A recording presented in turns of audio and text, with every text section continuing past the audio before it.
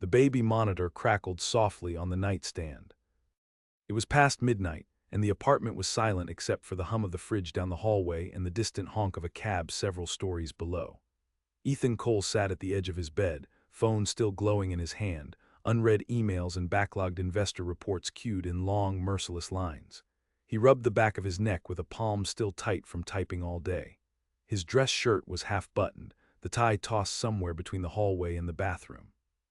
From the monitor came the faint rustle of bedsheets, a tiny sigh, then his daughter's soft voice. "I love you." He froze, smiled, tired. His heart ached the way it always did when she said it unprompted. There was a sweetness in her voice that could cut through the worst day, but before he could respond or even stand, something strange happened. She giggled quietly. And then came a second sentence, barely audible but clear enough to stop the breath in his chest. "I love you too," she said, "but you can't tell Daddy." Ethan stood up, eyes locked on the monitor as if the tiny green screen might suddenly offer video. It was audio only, the cheap kind the nanny had recommended when she first arrived. His brows pulled together. He stepped into the hallway, bare feet silent against the floorboards.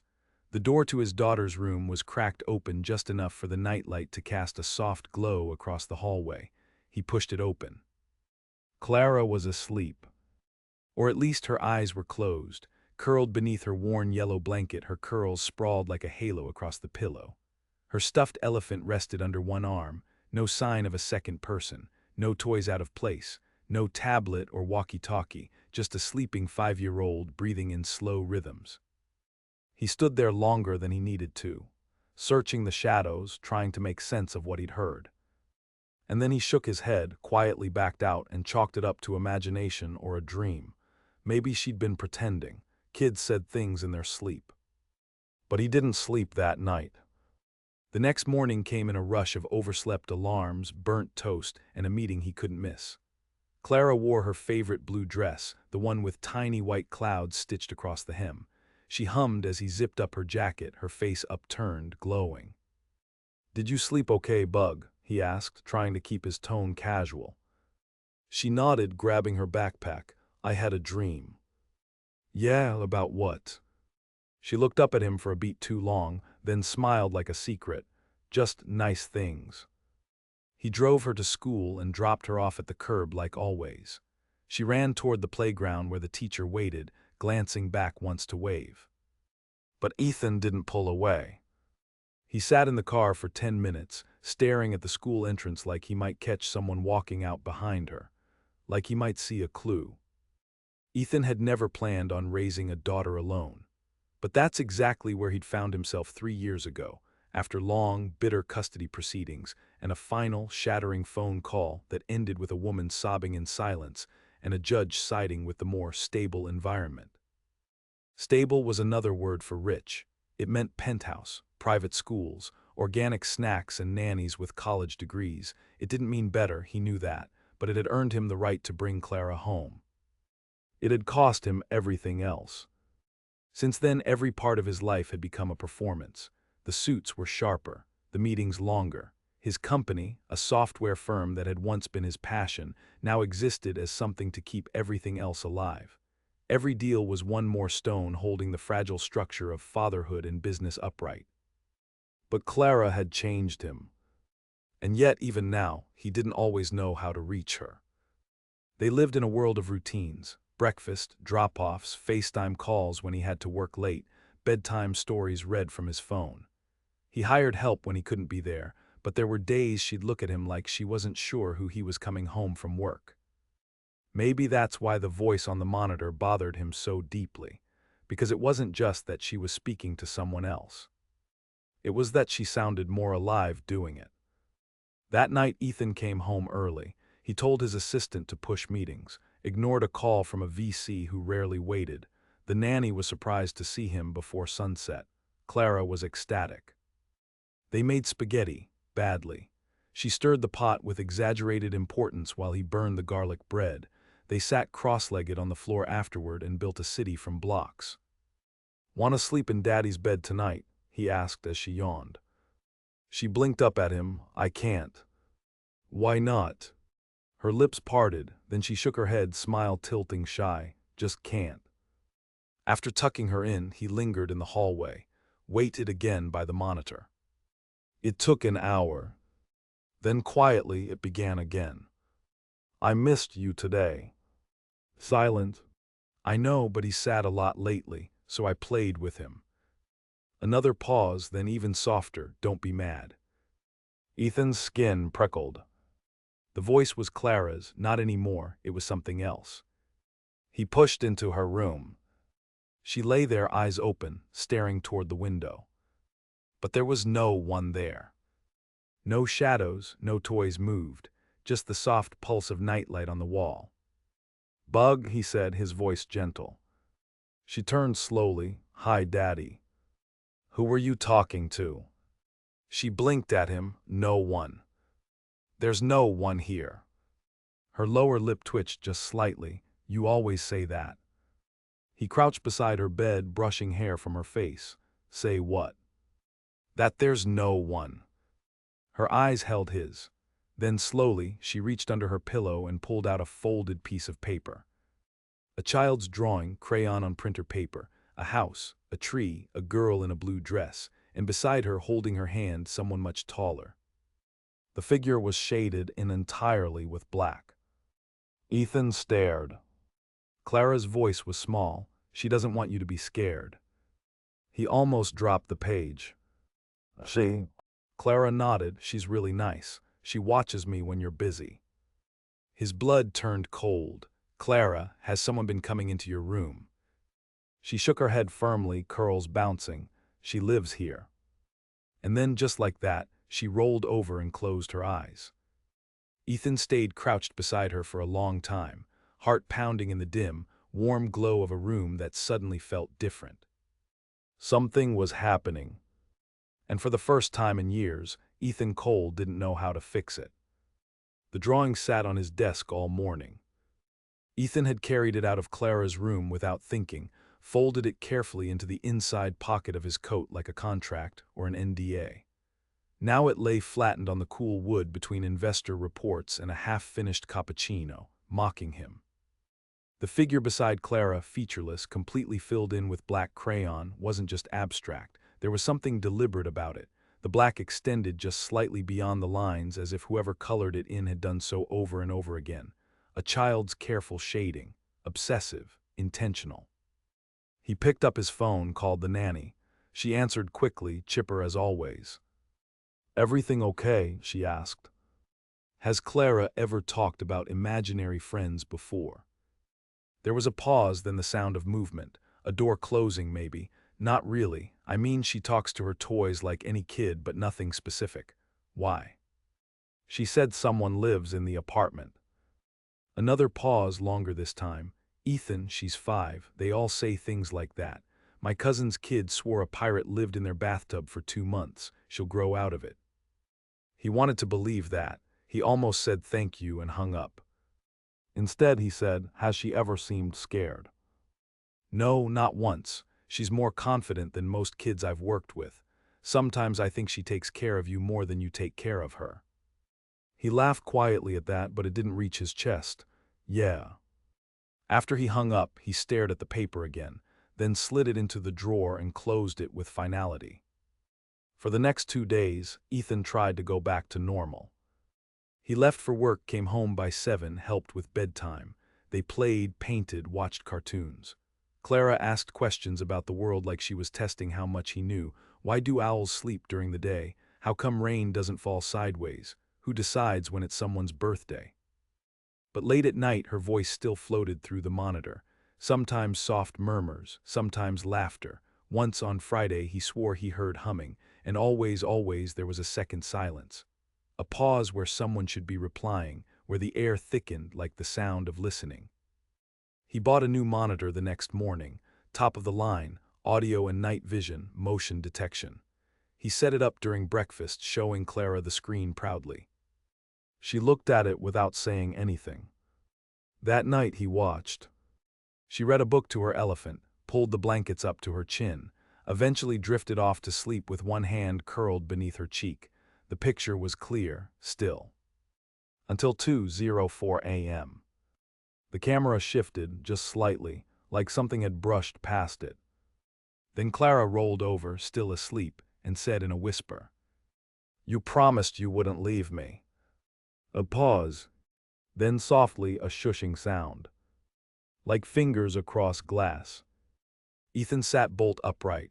The room on screen remained unchanged. No movement, no shadow, but the audio continued faintly as if filtered through cotton. "Daddy doesn't understand yet, but he will. Please don't be mad." He reached for the camera remote, zoomed in. Nothing, just his daughter asleep. But the humming began again. Low and careful.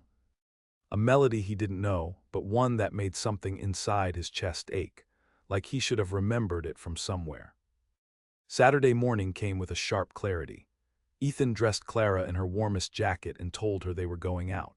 She lit up, assuming it was for pancakes or the zoo, but he drove them to a building in Brooklyn, an old brownstone with ivy climbing the front and wind chimes hanging from every second-story window. The brass plaque read, "Dr. Elaine Marin, child psychologist." Inside, the walls were covered in drawings. The waiting room smelled like sage and lemon. Clara played with a box of plush animals while Ethan sat across from a woman in her 60s with gray curls and eyes like smoked glass. "You're not here just because of a drawing," she said after he laid out the basics. "No," he admitted, "it's more than that. She talks to someone when she's alone, not an imaginary friend. It's more like a relationship. It's intimate, familiar," she whispers to her. Her. Ethan nodded. Does Clara seem frightened?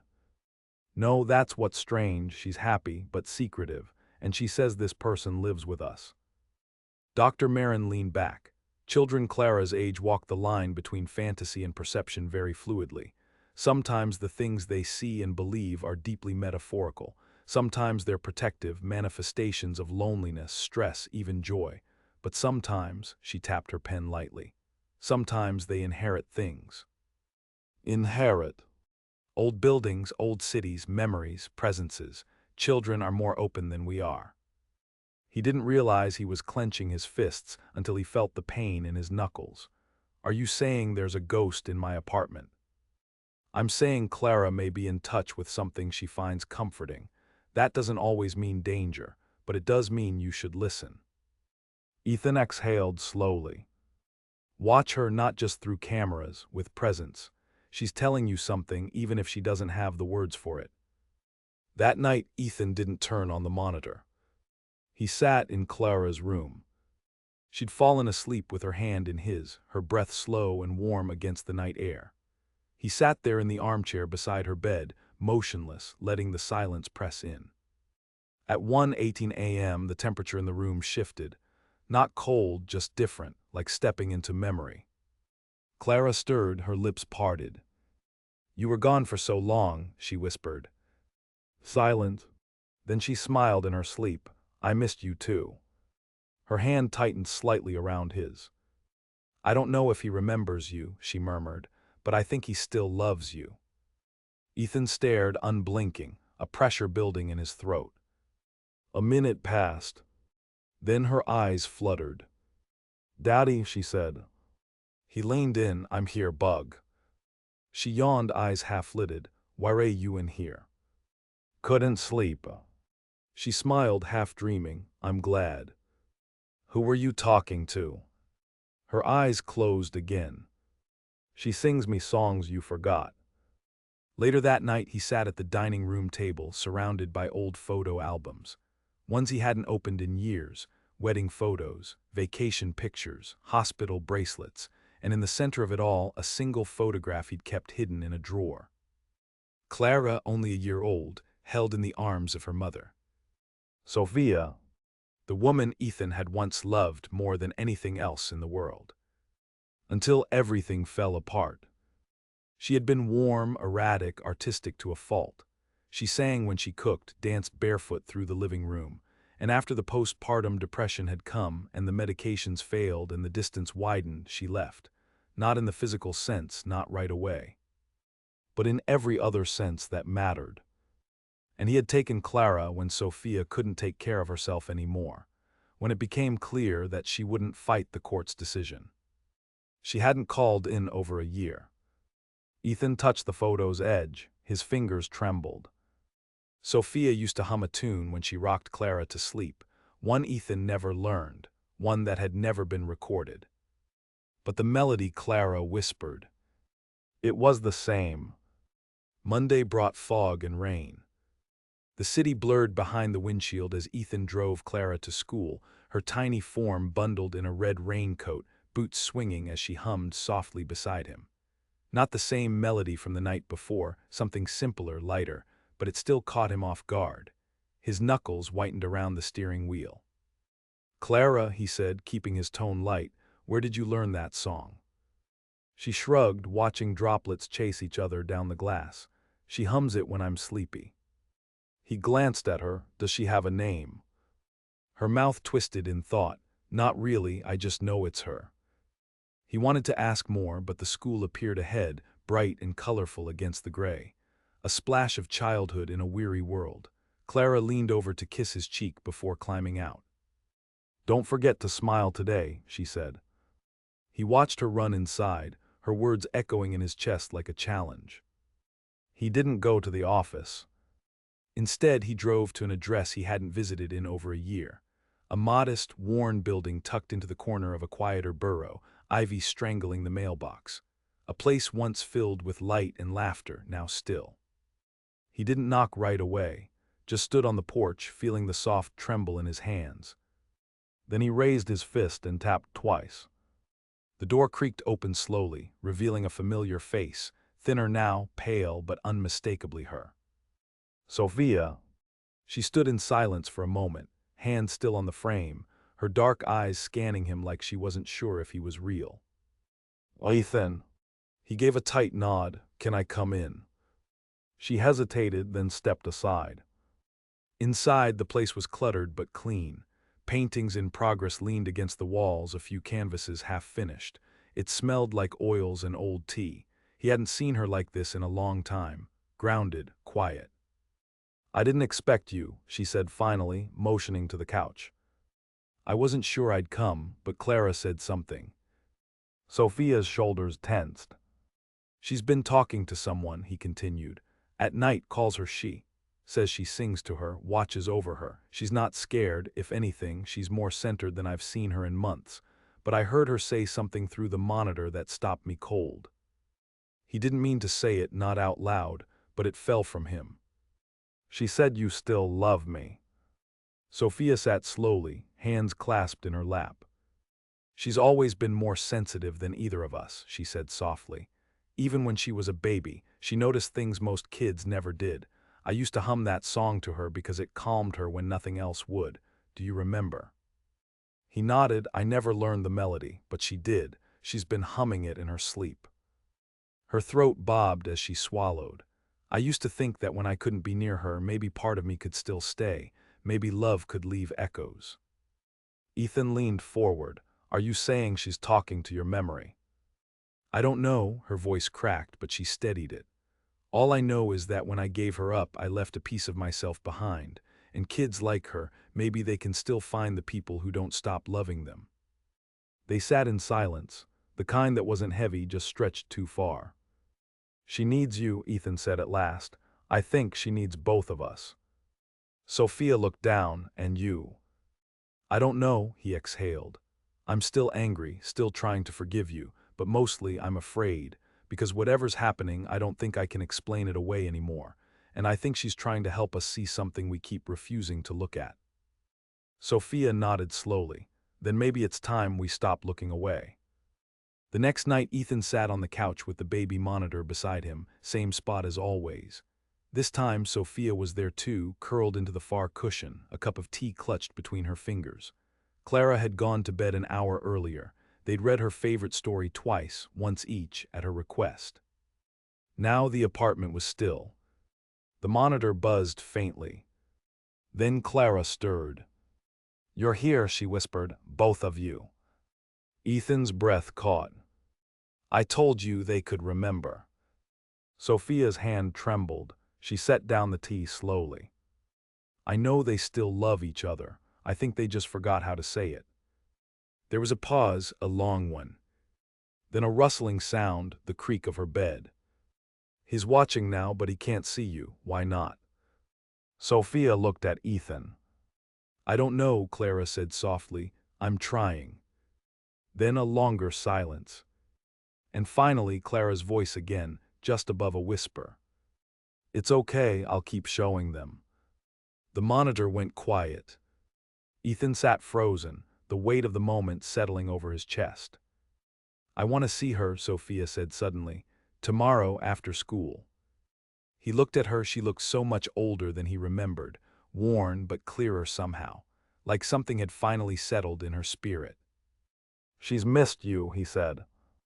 "I know," she replied. "I've missed me too." The next day was bright.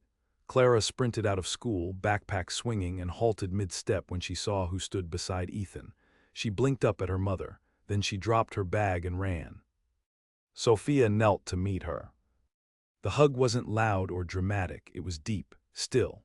Clara's arms locked around Sophia's neck like they'd never let go again, and Sophia closed her eyes, holding her daughter, her voice caught in her throat.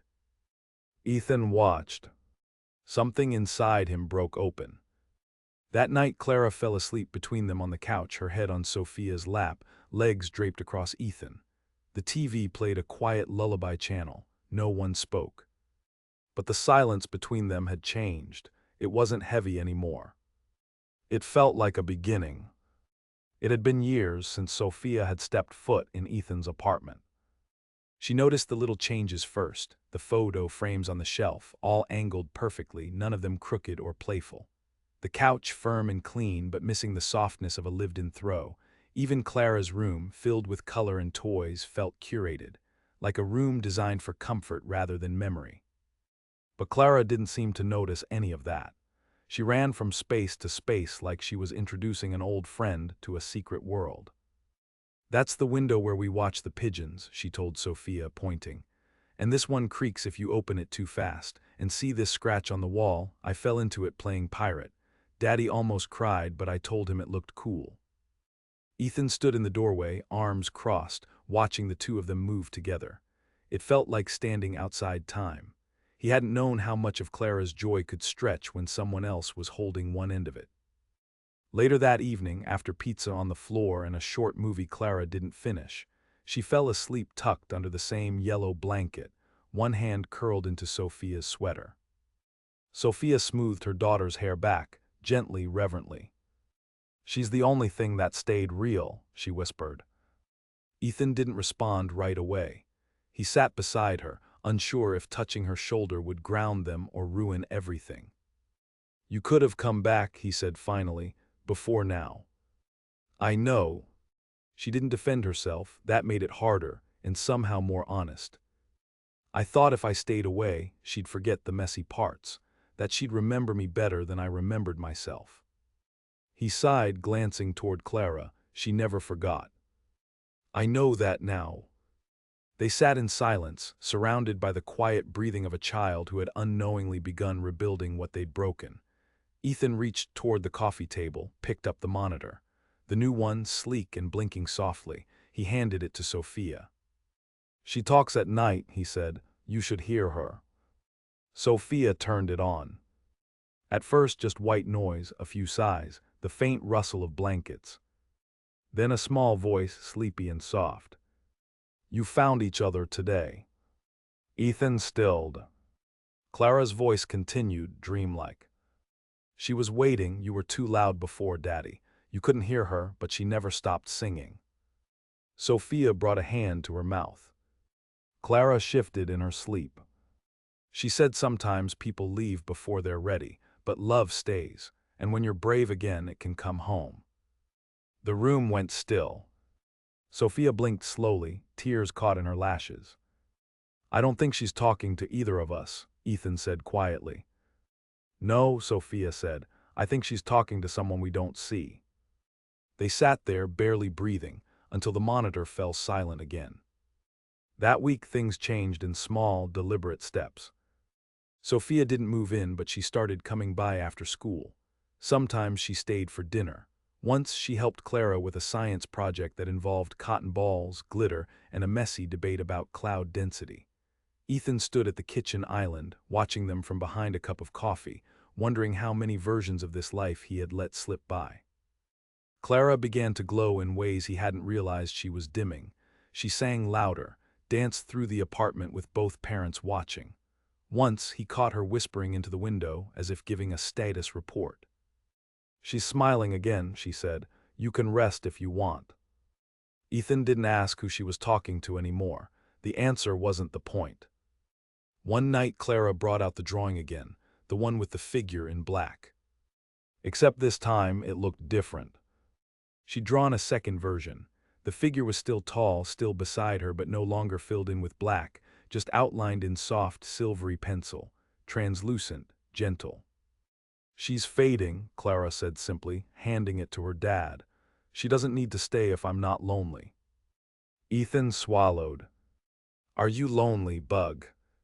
She looked up at him with the kind of wisdom that shouldn't belong to a 5-year-old. Not anymore. Sophia watched them quietly from the hallway. She didn't speak, but her hand found Ethan's later that night for the first time in years. It wasn't a promise, just a bridge. One rainy Saturday, Sophia brought over a box of things she'd kept.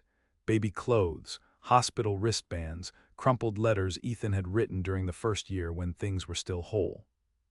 They sat with Clara on the living room floor, spreading everything out like a map of a world they'd lost and were now trying to rediscover. "Did I wear this?" Clara asked, holding up a onesie covered in giraffes. "Yup," Ethan said. "You hated it. Kicked like a ninja every time we tried to change you." Clara laughed. "Maybe I just wanted to be naked." Sophia smiled at Ethan over the box, and he felt something loosen inside him. They were laughing again, not forced, not polite, just real. Later that night, after Clara was asleep, they lingered in the kitchen.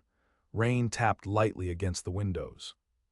"Do you remember that trip to the cabin?" Sophia asked, staring at the wet city lights. "You made pancakes and set off the fire alarm." He smirked. "You made us sit outside until the smoke cleared. You said it was punishment for using a mix instead of from scratch." "I was so stubborn back then." He looked at her. "You're still stubborn." "Yeah," she turned toward him, "but I'm also sorry for everything." He didn't look away. "Me too." There wasn't a kiss, not yet, but she stepped closer and he didn't move back. In the monitor beside them, Clara stirred. "You're doing good," she mumbled. "She's proud." Neither of them spoke. The rain kept falling, but it no longer felt like something to hide from. Spring came late that year. The trees outside Ethan's apartment bloomed with a cautious patience, little bursts of pink and white trembling at the edges of branches. The city thawed slowly, not in a grand gesture but in small acts: open windows, the smell of rain-soaked pavement, children's coats unzipped on the way to school. Inside their apartment, life had begun to feel less like an arrangement and more like a rhythm. Ethan still worked too much. Sophia still carried parts of herself like fragile glass, and Clara still spoke softly into spaces no one else could hear. But there was balance now, dinner together most nights, laughter that felt earned, forgiveness that came in pieces but never stopped arriving. On a Sunday morning in April, they found Clara sitting in front of the window, legs crossed, sunlight painting her curls gold. She was holding a small music box in her lap, one neither of them recognized. "Where did you get that bug?" Ethan asked, crouching beside her. She looked up at him with a calm, steady gaze. "She gave it to me." Sophia stepped closer. "When?" "Last night," Clara said. "She said I could keep it, that she didn't need it anymore." Ethan reached for the box, turning it over in his hands. It was old, worn at the corners, faint carvings along the side, barely visible. A soft click sounded as he opened the lid. A melody spilled out. Not sharp or loud, gentle, familiar. The same tune Clara had hummed in her sleep. The one Sophia used to sing. Ethan looked up. Sophia's hand was pressed to her mouth, eyes wet. Clara rested her head on her mother's side, as though she'd known it would mean something. "She told me to tell you thank you," Clara whispered, "for remembering her." Sophia dropped to her knees then, pulled Clara into her arms and held her so tightly that Ethan thought he saw the pieces of her finally settle. She said it's time for her to go, Clara said into Sophia's shoulder. She stayed until I wasn't sad anymore. Ethan knelt beside them, one hand on Clara's back, the other holding the quiet music box between them. The tune wound down slowly, the notes thinning into silence. He felt it, the ending, not heavy, just true. After a long while, Clara pulled back, wiping her nose with the sleeve of her pajama top. "Can we keep her picture?" she asked. Ethan nodded, of course. She stood and walked to her room, returning with the new drawing, the one with the silver outline. She handed it to Ethan. "I think she's in the sky now, or the wind, or maybe she just sleeps." He took the picture, brushing his thumb over the soft lines. "She'll always be with you," he said. Clara beamed. "I know, but I don't have to talk to her anymore. She knows I'm okay." A month passed. Sophia started joining them for weekends. Sleeping in the guest room, Clara insisted they redecorate with fairy lights and pillows that felt like clouds. They started eating breakfast together, slow, messy ones, with syrup on hands and juice cups spilled across the table. They made mistakes, laughed about them. Sometimes, late at night, Ethan and Sophia would talk until the living room light turned pale with morning. One night after Clara had fallen asleep wrapped in a blanket fort they'd all built, Ethan and Sophia sat by the window, music box between them. "You think she was real?" Ethan asked. Sophia took a long time to answer. "I think the love was real. I think what stayed behind came from that." He nodded. "She stayed for Clara." "She stayed for all of us," Sophia said, "until we were ready." They didn't speak for a while. The city glowed beneath them, a patchwork of windows and stories they'd never know. Eventually, Sophia rested her head on Ethan's shoulder. They stayed like that until the world outside dimmed, and the last note of silence stretched into comfort. On Clara's 6th birthday, they drove to a quiet lake 2 hours north. They rented a small cabin where cell service barely reached, and birdsong filled the mornings. Clara ran barefoot through the grass, hair wild, laughter ringing into the trees. Ethan watched her skip rocks with Sophia, something soft breaking open in his chest. Not like grief this time, like light. They didn't talk about the music box anymore. But sometimes when the breeze moved a certain way, when Clara laughed with her whole chest, when the house felt too still and peaceful to be coincidence, Ethan would feel it. A quiet presence. A warmth. Not haunting. Just held. Love that hadn't left. Love that had stayed long enough to teach him how to begin again. And when he tucked Clara in that night, she smiled sleepily and whispered one last thing before drifting off. "You heard her too, didn't you?" He brushed a hand through her hair, voice soft and sure. "Yeah, Bug, I did."